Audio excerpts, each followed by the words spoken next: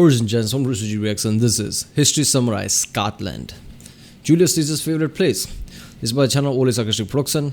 Put on your kilt and grab some bagpipes. It's time to talk about Scotland. From the earliest beginnings to the modern day, the Scots have had a fiercely independent attitude. Yeah, that's true. Even right now, there is still confusion.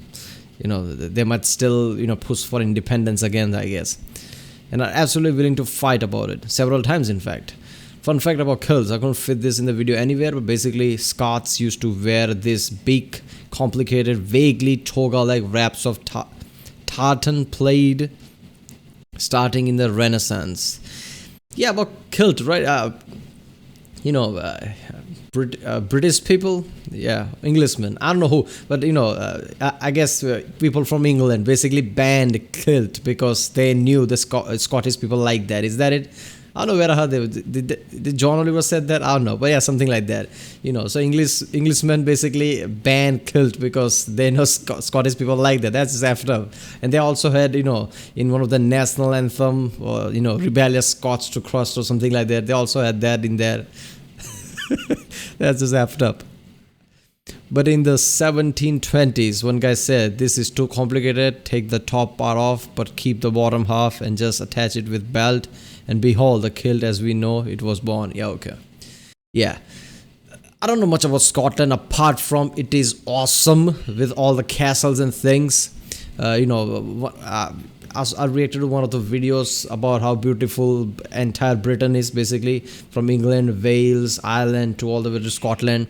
And Scotland is just awesome, like it's completely different. It has this woods and things that just gives you this really spooky type of feeling, like how you see it in Harry Potter and things. Lots of things from Harry Potter is from Scotland apparently, the castles and everything. That's just awesome, this right here. So yeah. Remember people, if you like my reaction, don't forget to like and subscribe. Check out the Rick Sunday, there's a link in the description. Check out the cards or playlist, check out the end cards, and yeah, let's do this one. In researching this video, I very quickly learned a valuable lesson about how little the Scots mess around. Okay, I thought, the Scots and the English hate each other, sure, but it can't be that bad, honestly. So I took a little peruse to see how many times the two actually fought each other, and sweet Mother Mary, that is a lot of stabbing! Scotland, who hurt you? Trick question, England. So be warned, the Wait a minute, that's not the flag of England. Who hurt you? Trick question, England. That's a flag of UK, right? That's also Scottish flag inside. This blue, this X white. That's part of the Scottish flag. Then there's a English cross, and I guess Wales so in there too. Yeah, but this Scottish flag is also in this. England. So be warned, the Scots throughout history are every bit as bonkers as they come across on Twitter. To find out why, let's do some history. This video is brought to you by Audible, which is a wee bit ironic, seeing as the Scottish language is damn near inaudible. That sounded like a Russian trying to do a Scottish accent, right? Yeah, but I'm not one to judge. I can't do accents anyway. This video was brought to you by V Little Audible. See, that doesn't feel right. I can't do accents either, but yeah, that was just weird. Around 2,000 years ago, Scotland was inhabited by various tribes of Pictish Celts, living up north, herding, and minding their own business. So when the Roman Empire swaggered up to try and conquer them, they gave those Romans a walloping so bad that Emperor Hadrian built a wall just to make sure that nobody ever tried to conquer them again. Essentially, I just don't think you can do this one. I've been an assassin for a while now. What makes you think that? Oh, get that shit out of here, you're right. So even though these original Celts weren't anything like modern Scots, it is refreshing to see the national character demonstrated so well at such an early stage. Rome eventually collapsed, but Europe reintroduced itself to Scotland via Christianity and Anglo-Saxon migrations, which coalesced through the 7th century into a few main groups. For our purposes, the most relevant two are the Picts and the Scoti, where we get the name Scotia, aka Scotland. In 843, Kenneth MacAlpin united the Scots and Picts in order to create the Kingdom of Elba. The early kingdom had to deal with the Vikings and the English in the 800s and 900s as land from every corner was getting yoinked. But beyond outside threats, there were also constant internal fisticuffs over the crown. The quintessential example of the early Scottish king is Macbeth, whom hereafter shall be referred to exclusively as MacBoy because that play is haunted and I'm not looking for trouble. Trouble is, nearly everything you might know about him from— Yeah, what's with that, man? I heard, lots of reference about how Macbeth, nobody talks, especially anybody who's into, Broadway or anything like a play type of thing, anybody's into that, there's this weird superstitions about, talking about Macbeth or something. What is that all about? It's haunted or something. That's just weird. Shakespeare is wrong. Here's why. See, the Scottish crown didn't follow a strict succession, but claimants came to debate who was best fit to rule, and this caused constant disputes that escalated into wars. So MacBoy actually killed King Duncan in a battle in the year 1040 and ruled for the next 17 years peacefully, generously, and successfully. In 1057, he died in another battle against Duncan's son Malcolm Canmore, who then assumed the throne. All that stuff about murder conspiracies got added by Scottish historians centuries later, but civil wars over the throne were already a matter of protocol since the kingdom had gotten started. MacBoy's real-life path was actually quite standard. But speaking of wonky royal succession crises, the next decade brought the Norman conquest of England, and William the Conqueror's second son Henry married King Malcolm's daughter. The family relations are confusing now, and they stay that way for the next 1,000 years, so I'm gonna try to avoid specifics where I can for the sake of my sanity, but the bottom line is that the King of Scotland exchanged notes with his sister, the Queen of England, about culture and statecraft. So in the following 2 centuries, Scotland picked up some Norman tricks, like a central bureaucracy, a church hierarchy, and a curious new language derived from the Norman French, called Scots. The native Gaelic was still the dominant language in the Highlands especially, but the lowlands trended slowly towards the customs of their anglicized southern neighbors. The 11 and 1200s saw a steady back and forth between Scotland and England along the borders. Yeah, so basically, brothers and sister, king and queen of both Scotland and England, basically, take notes, like he said, and, Scotland started to, adopt lots of Norman ways. I mean, in the end, that makes sense. Along the line, there will be a time where, I guess, queen or king of England will die, and only person in the line would be the king of Scotland, who will become the, I guess, king of the whole Britain or something, right? If I remember correctly. So even though, they've been at war historically, their royal families are, like their brothers and sisters, king of Scotland becomes king of, England and entire UK too, Britain, whatever.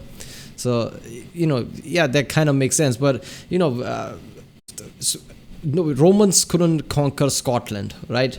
But I guess after that, Vikings were the one who really conquered it, right? Because, there are lots of places named after Vikings in the Scotlands, right? If I remember correctly.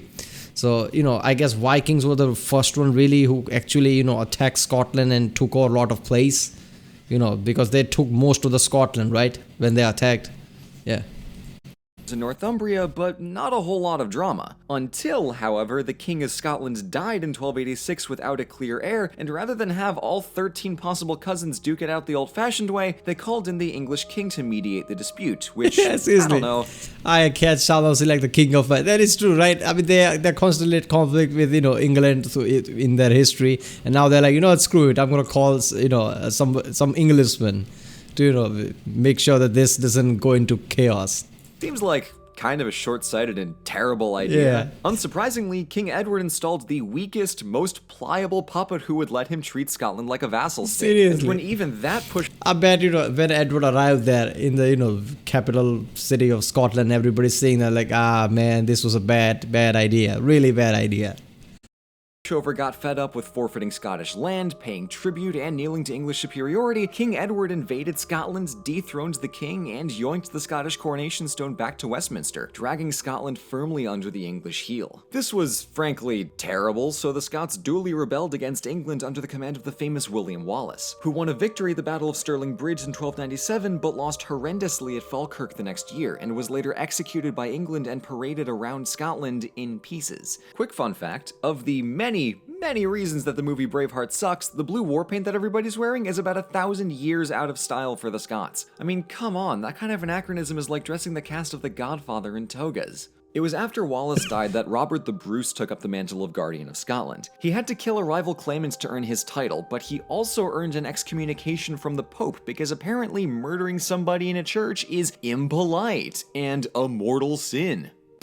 Whatever. He was defeated early by Edward in 1306 and went into hiding for a year before returning to win the Battle of Loudon Hill. From there, he stomped out local rivalries and united Scotland fully against the English at the decisive Battle of Bannockburn in 1314. Though the treaties weren't signed for another 15 years, Robert the Bruce won Scotland 3 centuries of independence in that battle. Quick OS pro tip, skip Braveheart.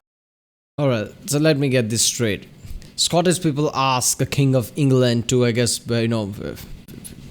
broker a deal between them, like who's the next king of Scotland. And they called King of England to be a mediator, and that in the end turned out a bad idea, and that turned out to be ruined everything basically. Edward basically put a puppet king.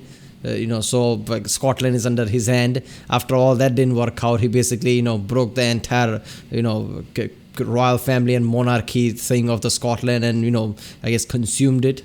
And then all the civil wars broke out one after another, and it's still going on. So Scottish is the one who did that to begin with. They asked King of England to be a mediator. That's just effed up.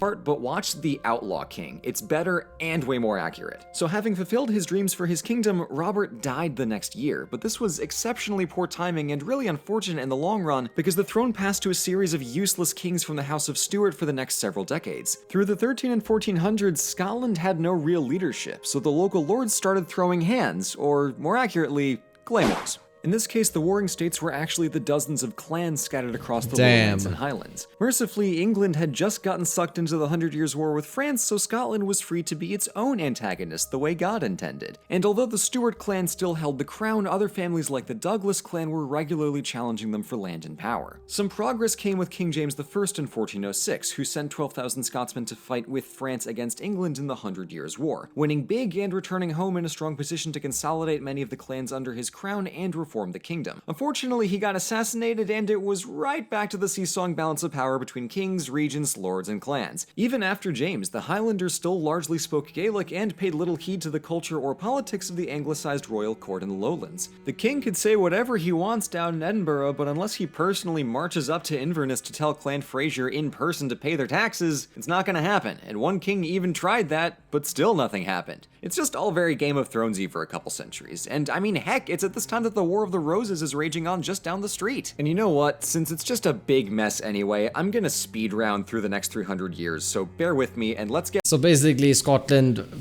went like how Japan went with the civil wars and all the clans and shit. And lowlands, they adapted all the Norman type of languages, while highlands obviously kept the Gaelic and all the languages. So obviously there was a divide there too. Get ready for a game of Monarchy is Volatile! Let's meet our players! One king was really cool and helped reform the government to work for more of Scotland while making Edinburgh into a Renaissance capital of learning and culture. One queen got the short end of the stick when Scotland's parliament voted to convert to Protestantism while she was on vacation in France, and then she got the shorter end of the stick when England imprisoned her for 2 decades and then executed her. Her son played his cards just right and inherited the throne of England from his cousin, the childless Elizabeth, and then became King of England and Scotland. His son was so inconceivably bad at being king that his abuses of power brought England and Scotland into open rebellion for entirely separate reasons, and his reign ended with the British Isles locked in 12 years of civil war before everybody called a do-over and gave the crown back to his son. One king became king because Parliament literally invited him from the Netherlands to replace their current monarch, and then he proceeded to strangle Scottish trading rights. And the last queen on our list tried to be a pal by offering Scotland a national union with England to open up trade avenues in exchange for the bargain price of nearly all of their sovereignty. I'd originally gone way in depth about how all of this stuff went down in my first draft, but then I realized, you know what? Wait a minute, so Queen Anne is the one who united everything, created this UK, I guess, with this flag, huh? In exchange for the bargain price of nearly all of their sovereignty. I'd originally gone way in depth about how all of this stuff went down in my first draft, but then I realized, you know what? Royal politics is dumb and confusing, and I kind of hate it more than anything else in history. So I'm gonna skip through it. Yeah. So royals can go one fuck standout themselves. event from the mid-1500s is when the King of England tried to drive a wedge between a long-standing alliance between Scotland and France in the hopes to endear Scotland to their southern English neighbors. They did this by pillaging the lowlands and burning Edinburgh to the ground. You may find that this is a bad way to make new friends. The Scots came to call the 7-year campaign the Rough Wooing, as they did not appreciate being bullied into love. And this sentiment persisted for— Rough wooing. As the names goes for the war, that is just ridiculous, right? rough wooing, as they did not appreciate being bullied into love. And this sentiment persisted for centuries, way up until the Act of Union in 1707. Scotland was suspicious of the Queen's offer of partnership, and while they'd get one metric British Empire out of the deal in the long run, the immediate result was England deciding they now had a constitutional right to treat Scotland like a colony. As you can see, this is kind of a recurring problem, and it led to two revolts for Scottish independence in 1715 and in 1745. Both failed, but the second one spooked England into being slightly less despicable about everything. In the next century and a half following the rebellions, things turned remarkably for the better as the Enlightenment came north. Writers like Walter Scott and Robert Burns helped rekindle the Scottish identity, and thinkers like Adam Smith and David Hume radically changed European perspectives on rational thought and economics. Hume claimed that reason was the core of human thought, and Smith described the benefits of letting people act in their own self-interest. This all sounds very profound, but don't be fooled. The clear Scottish subtext to these ideas are, the English don't make a damn lick of sense, and we'd be better off making our own decisions. And you can't expect a Scottish Enlightenment thinker to not bury snide comments at England under 2 tons of hard academic theory. Though Scotland had long been an educational power... I bet any Scottish kid got born and one of his first words would be, cursing the Englishman, I guess. House, in the following 2 centuries, they also became the industrial heart of the British Empire, producing such famous doodads as the steam engine, the telephone, radar, and mechanical television, and also most of the ships in the Imperial Royal Navy. What the fuck? Other happy beneficiaries... That's way too much, man. That's way too much. I remember the Grand Tour episode where they went to Scotland. Was that Grand Tour episode? In which, Clarkson basically showed how much things, Scottish people invented and, originally created. And the list was so long that I couldn't even read the text. And they made a joke like how, if it's anything good, it's a, British invention. If it's anything bad, it's a Scottish invention, whatever.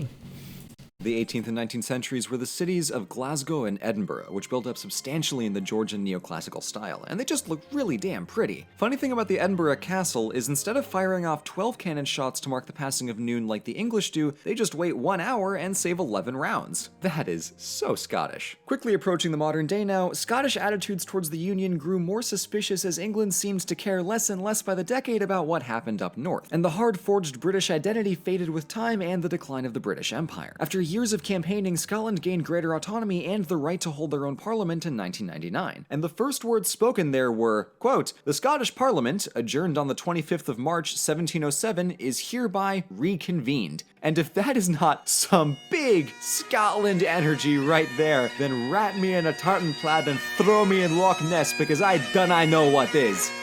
Feel like you're being watched? Now, if you want to jump into the tumultuous world of medieval Scottish murder kings, then you've got to go for Shakespeare's Macbeth, and one of the best ways to do that is with today's sponsor. Yeah, so basically the Parliament thing was, where were we? That was just awesome. That's badass though, right? I mean, after all that time, you actually get your Parliament, like, okay, where did we left off? Damn. So Scotland has been at a ridiculous war with England. It's, even with today, all the things happen, it's kind of obvious. I mean, it's not something that would surprise you, but still, it's a lot of wars. Even though lots of times their royalty basically were literally brothers and sisters and things like that. A Scottish king became king of England and united it. But, there's always conflict because there is a real hate for the neighbors. I mean, usually in the world, that's how it goes, right? A country and the neighbor country usually hate each other. That's how it goes. There's always wars between 2 countries. Yeah. Alright people, that was history summarized. Scotland. Blue's accent was horrible, but so was mine, so yeah, I'm not the one to judge. Alright, if you like my accent, don't forget to like, subscribe, check out the lyrics, and there's a link in the description, check out the cards or different places, check out the end cards, and yeah, I'll see you next time.